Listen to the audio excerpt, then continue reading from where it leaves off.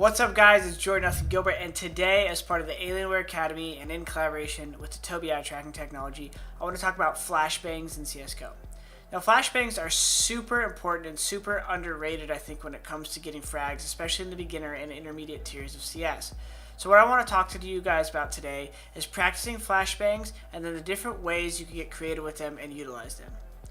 So the first thing I want to talk about when we go in game is I want to talk about the different distances you could throw flashbangs and then how those tie into lineups.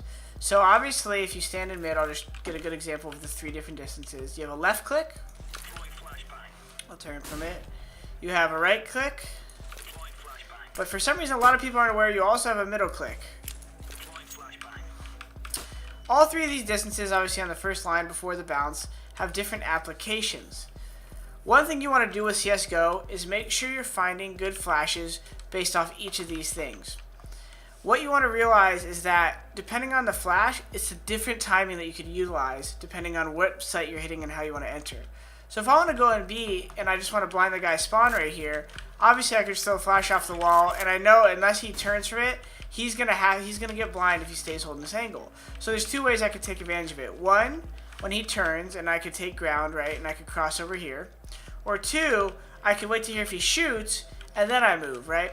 A lot of times the common move with an opper is you wait for him to shoot. With a rifler, you can throw the flash, and as you kind of where it's crossing his field of view, you can wait a split second, then cross as it's about to pop, and you're kind of ready. So now you have the jump. It's essentially similar to the wide peeking to where now he has to come back and peek you, right?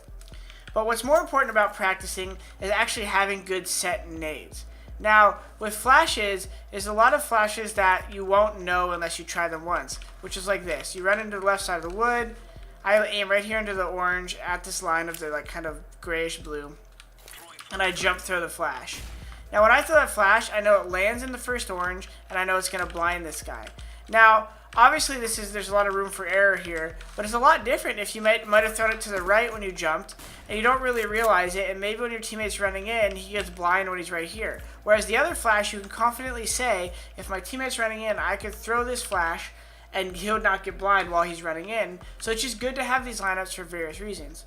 Underhands are obviously great to practice just to make sure you have an idea of the physics in general. You don't always necessarily need to line these up, but you just want an idea of where they're going to land. If you throw it too low, it's going to kind of bounce a little bit more. The more arched, the more it's just going to stop in its place and land and blind the guy that you're hoping to blind faster, right? So you just want to be aware that not only do you have to line things up, but you also want to get creative. Creativity in flashes comes in many forms, underhands or not.